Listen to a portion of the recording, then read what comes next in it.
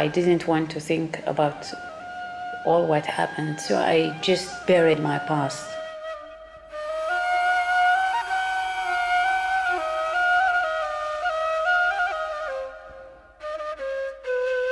There were 38,000 Jews living in the northern part of Libya at the time.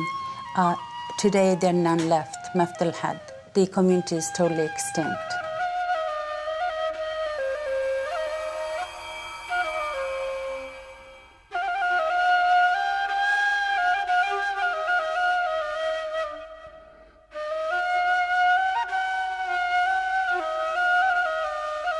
If somebody wants to understand what is going on in the Middle East, they have to understand the Jewish refugees from Arab countries.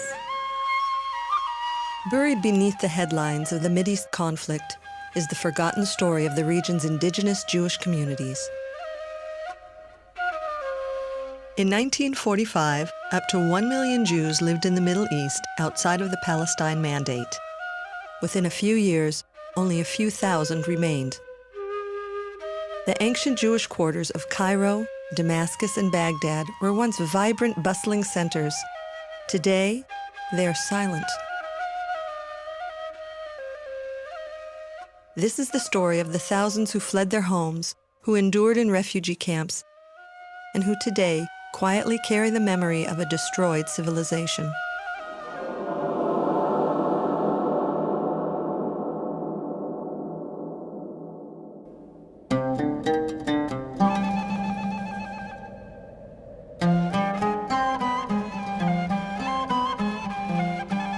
I was in Los Angeles on a business trip. I was in a hotel, and there was a young lady in her mid-20s. And I could tell from her name and from her looks that she was Egyptian. So I said, "Ahlan wa sahlan." He said, "Oh, do you speak Arabic?" I said, "Yes." And she said, "Why did you leave Egypt?" I said, "Well, I'm Jewish." He said, "Oh, I didn't know that there were Jews living in Egypt." And I told her the whole story, and she was shocked.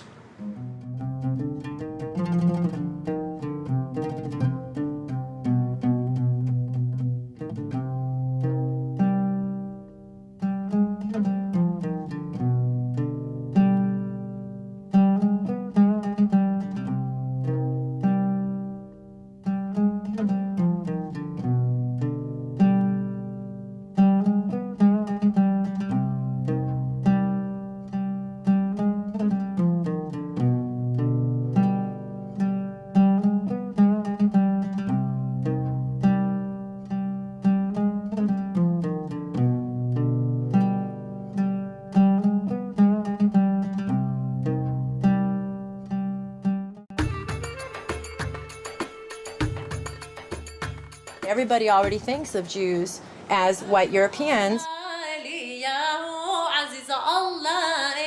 Not all Jews are European. Lulwa Khazoum is the founder of the Jewish Multicultural Project and editor of The Flying Camel, an anthology of writing by Middle Eastern Jewish women.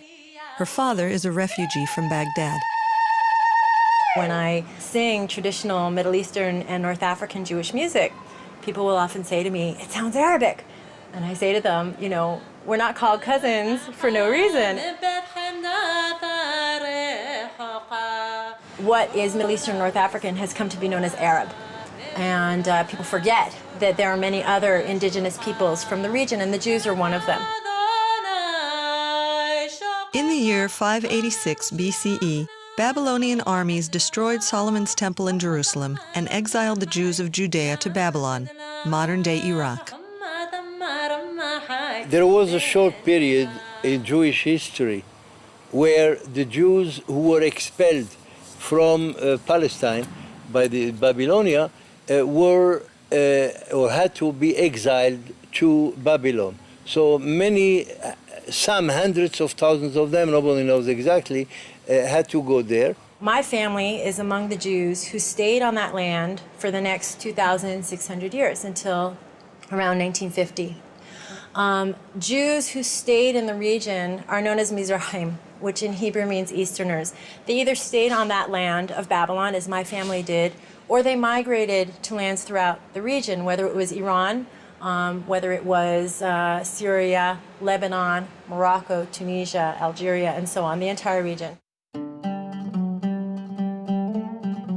The Babylonian Jewish Heritage Center near Tel Aviv is a museum established in Israel by Iraqi Jews to commemorate the achievements and destruction of their ancient community.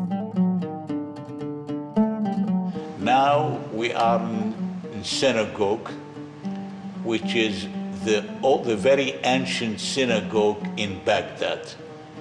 And this is part of the museum, which is in the center. It's a very successful museum of the exile. Mordechai Ben Porat is the museum's founder. Born in Iraq, Ben Porat walked to Jerusalem by foot in 1945. A few years later, he was intimately involved in orchestrating the exit of 120,000 Iraqi Jews. Ben Porat's museum celebrates the accomplishments of the ancient Babylonian rabbis who wrote the Talmud, a collection of Jewish law that shapes Jewish life to this day. The name of one of those ancient rabbis is enshrined today on college campuses all across America, where Jewish student centers are called Hillel, after a rabbi who lived 2,000 years ago in what is today Iraq. The Jews were about 2,600 years in Iraq, and when they came to Iraq, they came before the Arabs, before the Muslims, of course.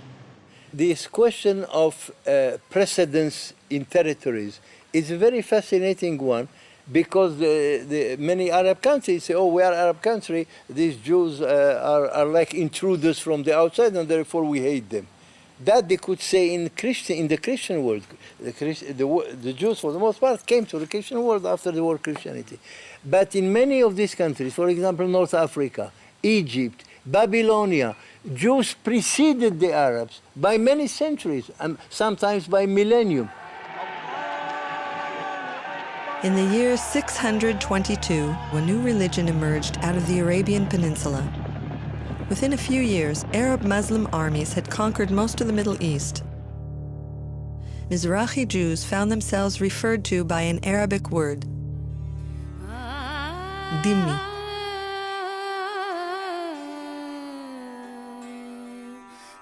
A dhimmi or a dhamma, depending on the pronunciation, is a tolerated people. It's the people of the book, Christians and Jews, people who worship, practice the Bible. And according to Islam, this is a group that's supposed to be protected. What that means is, as Islam conquered the entire Middle East, North African region and killed people in the name of Islam if they would not convert, the Jews and Christians would be spared their lives. However, they always had to be both physically and metaphorically inferior. For example, a Jew could not ride a horse because then his head would be higher than that of a Muslim. Jews could not build a synagogue higher than a mosque. All houses in Yemen, I mean the Jewish houses, must be lower, far lower than the Muslims. If, God forbid, one of the houses is a little bit higher than the of the Muslims, it will be pulled down. You see, the dhimma, as I said, is juridical. It's very precise, but it has also economic, political, and social repercussions. And there are many of them. One, for example, the Jews and the Christians, by the way, had to wear special items of clothes in order to differentiate themselves. For example, the yellow patch. That's not a Nazi invention. It was invented back in the 8th century, and the Jews and the Christians were forced to wear it. The Jews and the Christians could not ride the horse, because horse is a noble animal. Only Muslim can. Jews and Christians had to ride the donkey or to walk on foot.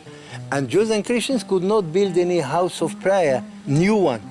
And even if they wanted to refurbish the old ones, they had to have a special permission. And even when they got permission, it could not be higher than the nearest mosque, in order to demonstrate exactly the point that Islam is supreme and nothing can be seen to compete with it. That's the issue. This whole idea of dhimmi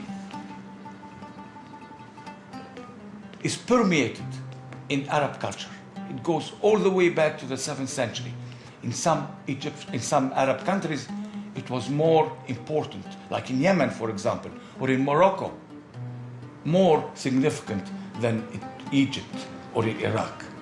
Jews were always at the mercy of whoever the ruler was at the time.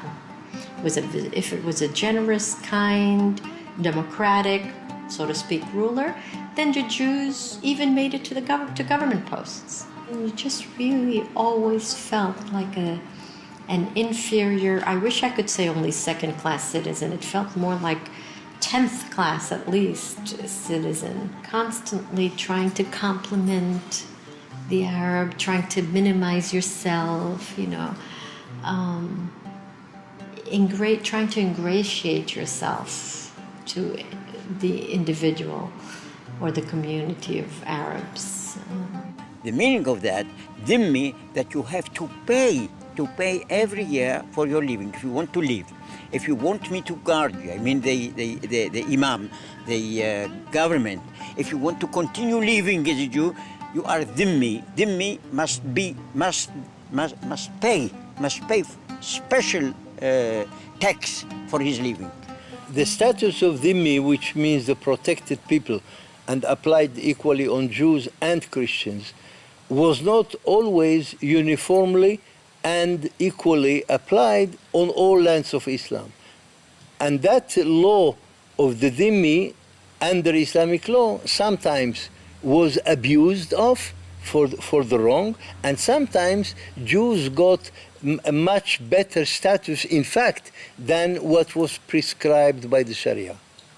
Even when dhimmi laws were not rigidly enforced, the culture of dhimmi, of minority submission, still shaped attitudes toward Jews. My grandfather was a very famous lawyer, but he would go to the shuk to buy some food, and the shuk, whoever, the vegetable clerk or whatever, would say to him, "Are you a Jew?" And he would say yes. They would demand his money. If he wouldn't give all of his money, they would beat him up. When I used to walk in the street, little children used to run after me and throw stones at me and calling me, "You are a Jew, you are a traitor," and they threw stones at only little kids. So we're able to peek through the shutters, and I will never forget the scene of thousands of people in the streets shouting death to the Jews and having big banners and signs, and they were, lifting their fists. I was very fearful, but there was nothing really that we could do except wait until the riot was over.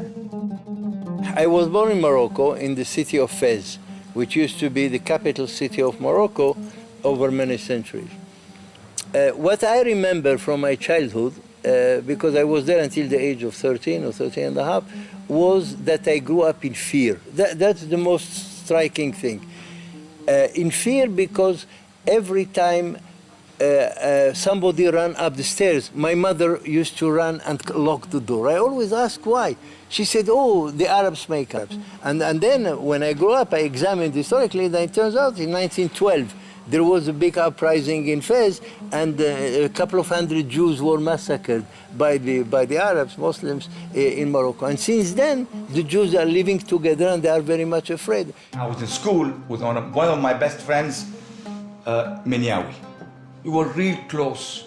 He's a Muslim Egyptian. One day we were playing in the field, and he turned around and told me, "حيجي يوم حيذبح كل اليهود." One day we will slit the throat of all the Jews. I was shocked. He was one of my best friends, and I couldn't understand it. So this is the contradiction we faced at that time in Egypt when I grew up. The good times and the very bad times. The fear and the prosperity.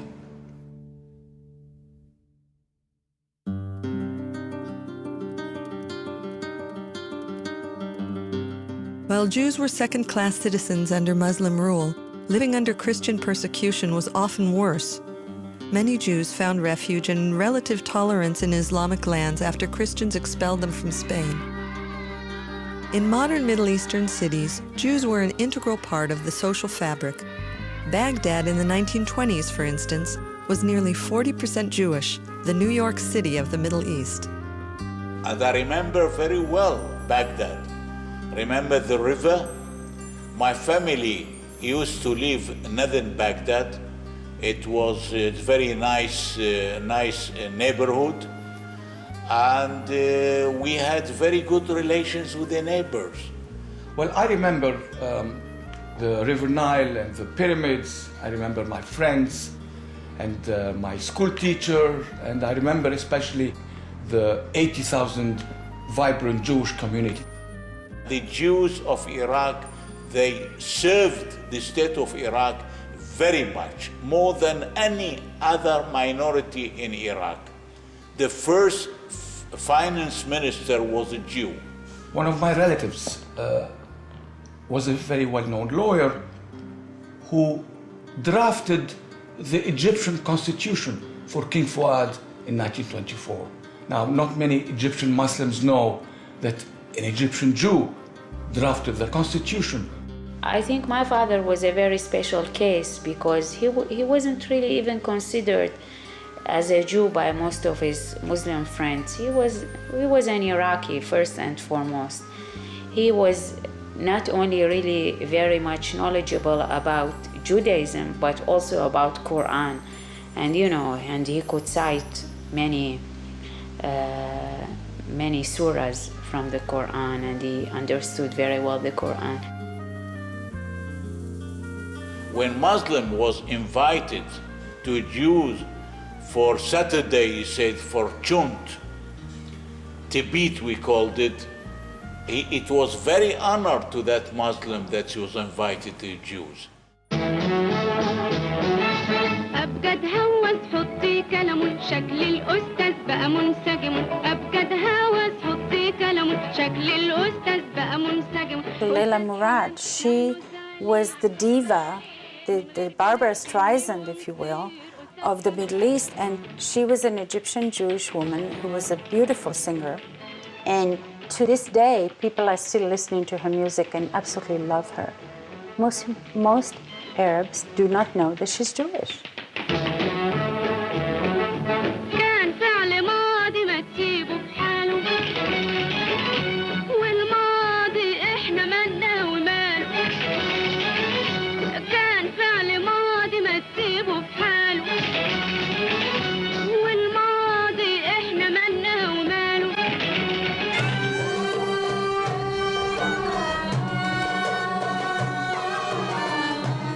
My parents left Iraq around the 50s. I was born here in Israel in the Middle East. I consider myself as a Judeo-Arab, belong to the Judeo-Arab people. World music artist Yair Dalal preserves and reinterprets Iraqi Jewish music. He learned this art form from Jewish musicians who fled from Baghdad to Israel in the 1950s. Dalal shares his passion with other Israelis and tours worldwide. I was 2 months ago in Germany for a peace concert. And I met 3 young musicians from Baghdad. They ran away, they escaped. It was in Cologne. They escaped to Cologne from Iraq. And we started to sing and play, and I played the violin and the oud. And after the concert, they came to the stage like full of enthusiasm and tears in their eyes. He said, my father, he's a musician. He always taught me, if you want to study to play good music, to play well, go to the Jews. Study from the Jews how to play. And he said, tonight I'm going to call him to Baghdad and to tell him, I found Jewish young people that play your music. I listen a lot to Iraqi music. I read in Arabic. We cook the same food that we used to cook in Iraq. So I'm very much Iraqi as well. And this is the problem, because on the one hand, I have a lot of affection for the Iraqi people, but on the other hand, I am very much hurt by what happened to us in Iraq.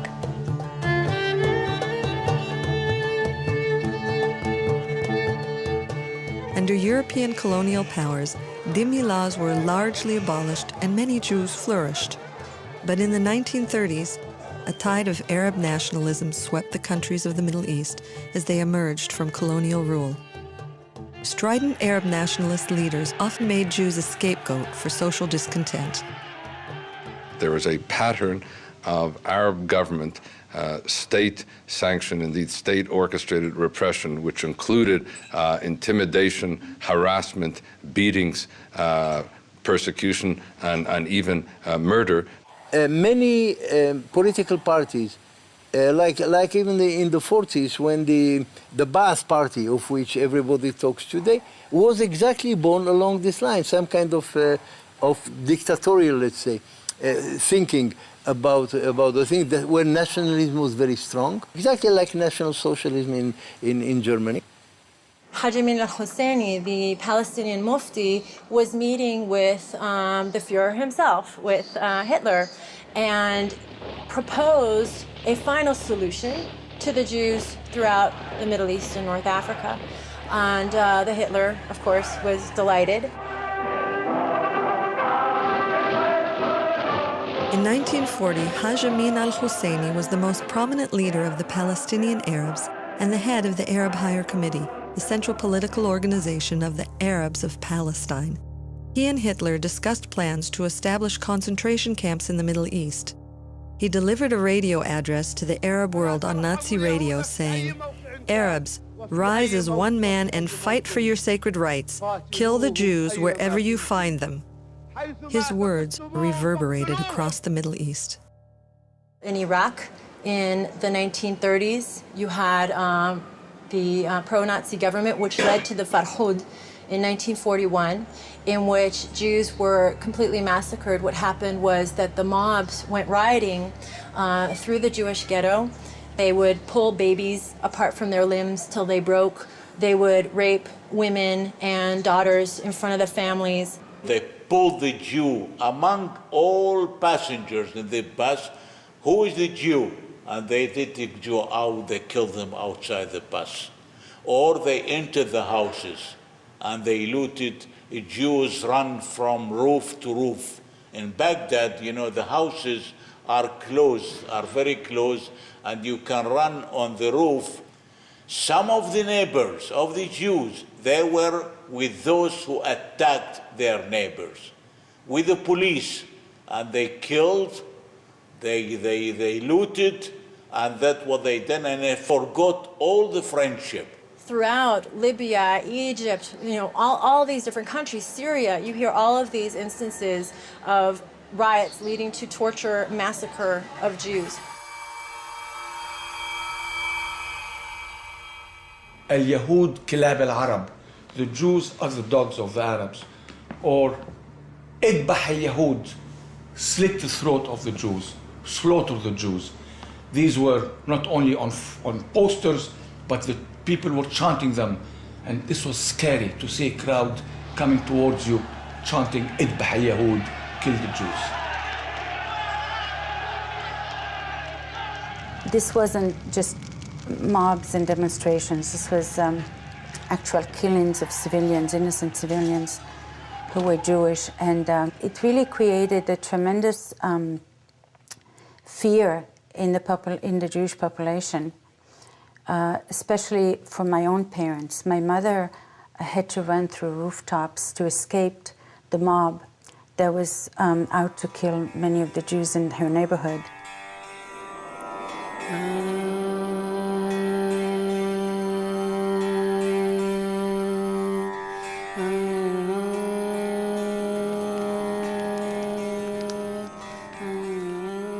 כן, אני הייתי בת 13 באותו זמן, בזמן המוראות, וראיתי את הזוועה הזאת, ועד היום, מול העיניים שלי. הערבים קמו והורגים, שורפים והורגים, והתחילו לפרוץ בתים, להרוג, לשבור, להושיב. ואנחנו פחדנו מאוד.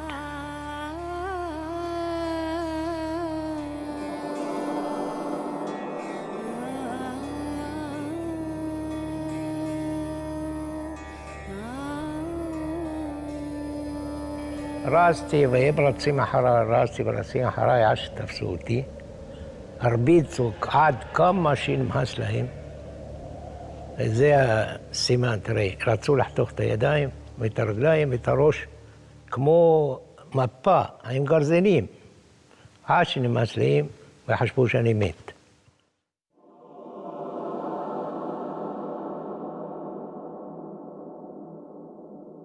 خمستي حيدا مسطي لديم عويمة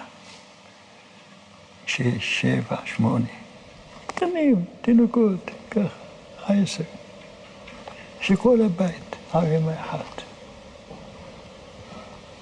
سوفي خياح شل بنادم شل بسش بدم خياح كشي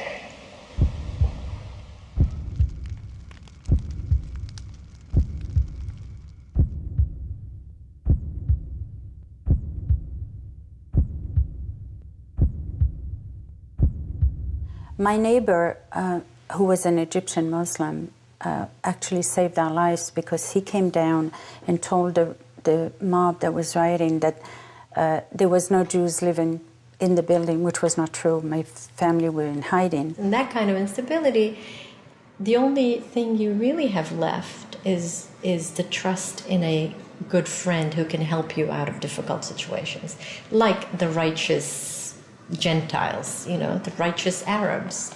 And there were some. You can't let anyone tell you there weren't. There were a lot of Arabs who were very good to the Jews.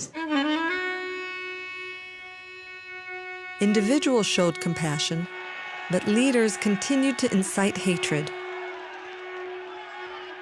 Arab governments placed new pressures on Jews that made conditions unbearable. We're talking about Nuremberg-type laws which criminalized being a Jew and characterized Jews as enemies of the state, which stripped Jews of their citizenship, which sequestered or forcibly seized their property and assets. In 1941, there was one nationalist leader, Kailani, who organized a big uprising against the British occupiers and so forth, and they take the same opportunity to massacre the Jews. And in Farhud, they also massacred the Jews. The British interfered, and after they massacred what they massacred, the things ended. But it has to be always pointed out that anti-British sentiment went with anti-Semitic sentiment. When I witnessed the persecution, the hatred within the school and within the neighborhood, within the city, within the country of Iraqis, I came into decision, and my mother, my parents also, that country wasn't so our country, and we had to leave.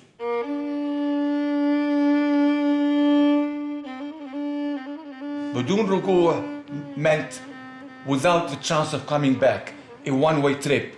This is what the Egyptian government did to many Jewish families. When they kicked them out, they stamped on their travel documents, بدون رجوع. We don't want to see you again. This is a one-way trip. Well, in 1948, we were some 100,000 Jewish in Egypt, and now you can find there only perhaps 20, 30 old people. So we could say that the Jewish community in Egypt is not anymore. It's finished, vanished. As I was watching the door close, and it was a little bit dark, the lights were off, the sun wasn't strong anymore, the curtains were down, and there was this beautiful home, neat, clean, the beds were made, all these beautiful Persian rugs, big rugs, and we were just closing it, and we left. We left, and we lost everything. We lost the business, we lost his manufacturing shop and his retail shop, and we left behind, unfortunately, a very beautiful villa with a garden full of orange blossoms and lemon blossoms, which till now I can remember. When we reached the airport, we had no idea what was going to happen. I mean, I had no idea if we were going to see our parents again, if we were going to be reunited again, if we were going to get killed or be let go or nothing. We knew nothing. The only thing we could take with us were a few clothes. I had left a very valuable and very dear stamp collection, but I did take out with me my Star of David. It was made by my grandfather, and the necklace was made by my father. I was able to get it out, and luckily they didn't search me, because if they had, the Egyptian authorities at the customs would have pulled it from my neck.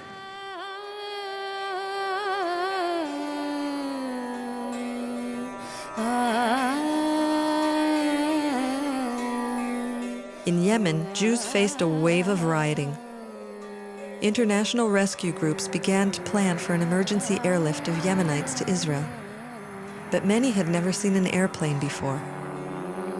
Shimon Avizemer, a Yemenite Jew who fled to Palestine in 1935, was sent on a mission back to Yemen to rescue thousands of Jews in danger. When I came to this desert, there were nearly 4,000 people in the desert, in that camp, that terrible camp.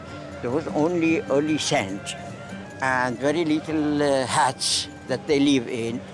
What we had to do, only to teach them, to prepare them for Israel, to teach them the Hebrew. You know, in that desert, I had 2,500 pupils, 2,500 pupils from 3 years old until 60 years old. And they loved their learning, and spirit was very high. In what? In that desert, in that sand, in that terrible heat, terrible heat. They never complained. Why? Because they waited, they hoped. They knew that tomorrow we shall be saved. Tomorrow we shall go to Israel.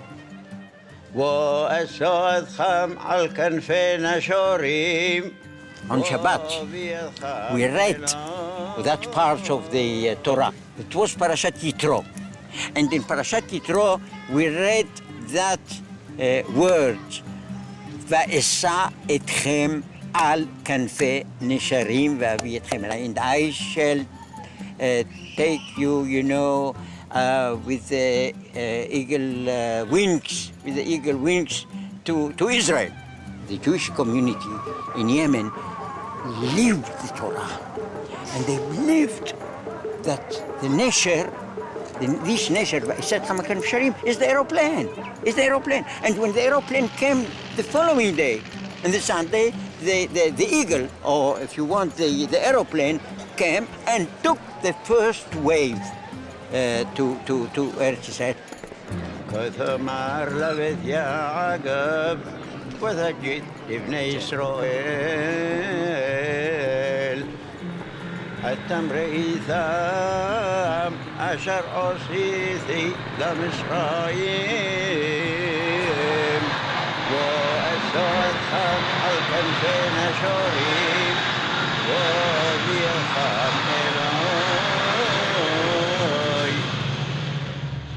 For those who remained in Arab countries, government persecution only grew more intense. In 1969, Saddam Hussein began his rise to power. As a show of force, he arranged for a public hanging of 9 Jews in the middle of Baghdad. 500,000 people attended the hangings.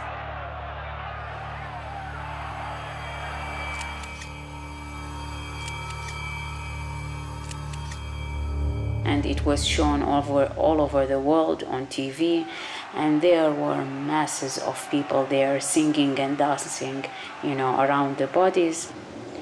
In 1972, it was on the eve of Yom Kippur.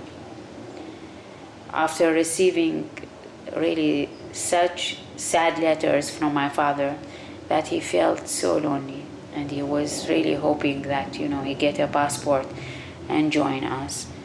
We heard that he was actually abducted on his way to the synagogue, and we don't know until today what happened to him exactly. We didn't really have Kaddish for my father throughout these years.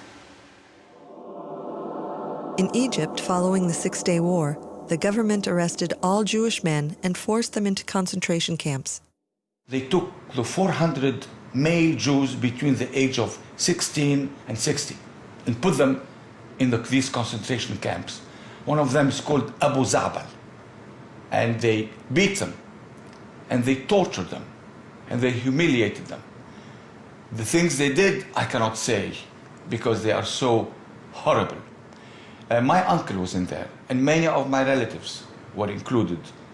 The persecution of the governments of Arab countries made the Jews in Arab countries desire to leave their origin country, but they didn't how, because no country was ready to receive them.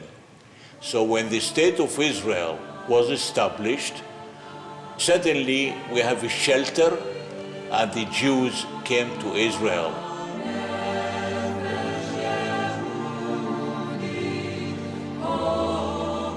When Israel was created, what it did was it unshackled the Jew from being under the rule and the control of Arabs and Islam. They became free and independent. And for the Arabs and for the Muslims, it is unacceptable for the Jew to be independent, because for 14 centuries, the Jews were under them.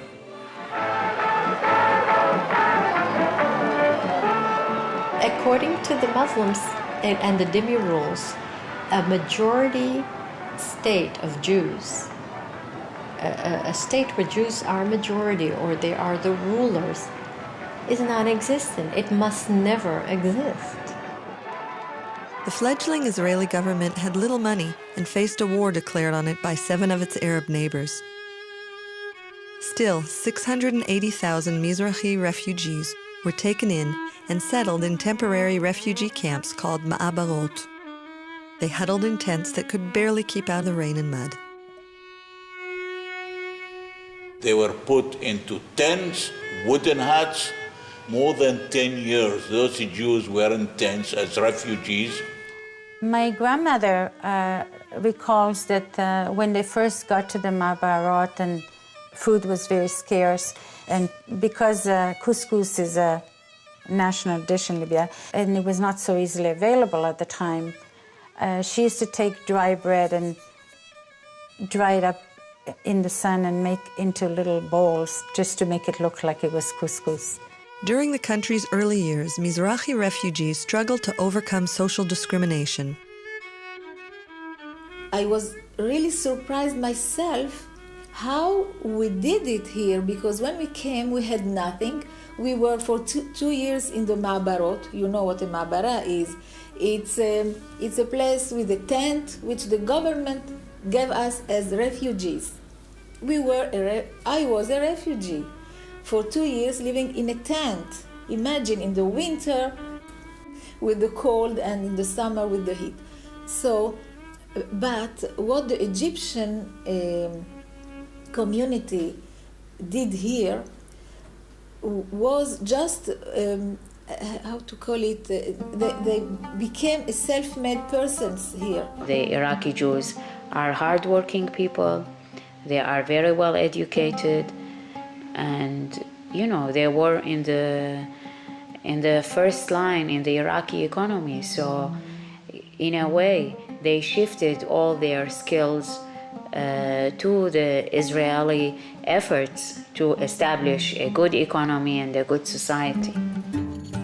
There are no Jews left in Libya today. The Darvishi synagogue in Tripoli once overflowed with congregants on the Sabbath and on holidays. Today, it is abandoned and vandalized. Only a few dozen Jews remain in Iraq, Egypt, Yemen, Syria, and Lebanon. Outside Beirut, the Hamdoun synagogue sits empty. In Morocco, the El Husseini synagogue in the old Jewish quarter of Fez is now a boxing club. After Jews fled Iraqi Kurdistan in 1955, this synagogue was turned into a mosque. A dirt road was built over this old Jewish cemetery, with foot traffic exposing Jewish graves. Vibrant Middle Eastern communities that once numbered in the hundreds of thousands are no more. All told, nearly 1 million Jews have fled Arab countries and Iran, and hundreds of Jewish communities have been ethnically cleansed. Behind every intimidation, behind every silencing, behind every persecution, behind every beating or murder of Jews from Arab lands, behind every property sequestered, behind every assets seized, behind every bank account blocked, we're talking about the historiography of an entire community. If I say, who are the Middle East refugees, people don't think at all about the Jews. All the people think about are the Palestinians. Many people ask me, why do you call yourself forgotten refugees? It is interesting to note that in the history of the Middle East, we have been totally cut out of the picture. The United Nations General Assembly since 1947 has adopted 687 resolutions on the Arab-Israeli conflict. 101 of those resolutions dealt with refugees. But all those 101 resolutions dealt with Palestinian refugees only. It's astonishing to realize that not one resolution, not one of these resolutions ever dealt with the issue of Jewish refugees from Arab lands. So it was change of population between the Jews and Arabs. Both of them were refugees. About 50% of the Jewish population today in Israel is made up of Mizrahi Jews, Jews like myself who came from the Arab countries. We are the face of Israel.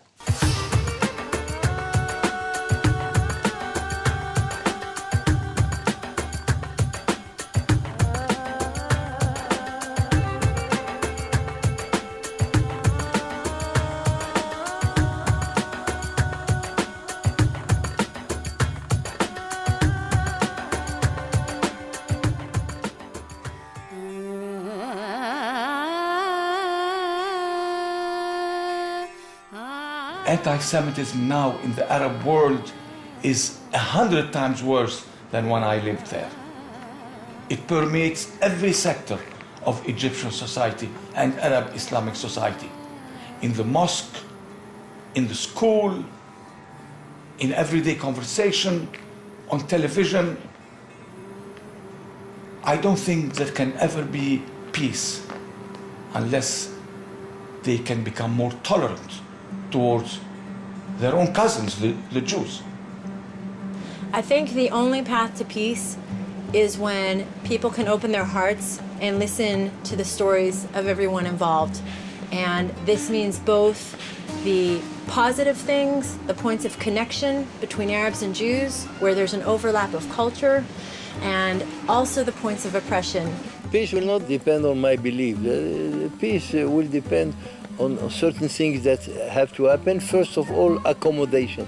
That is to say, the Arabs have to realize that the Jewish state is here to stay and to make peace with it, and then to negotiate the terms.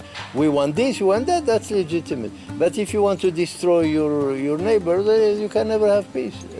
That's my main problem with them. If there is a recognition and accommodation, the sky is the limit, everything is possible. We were so happy when Israel signed peace with Egypt.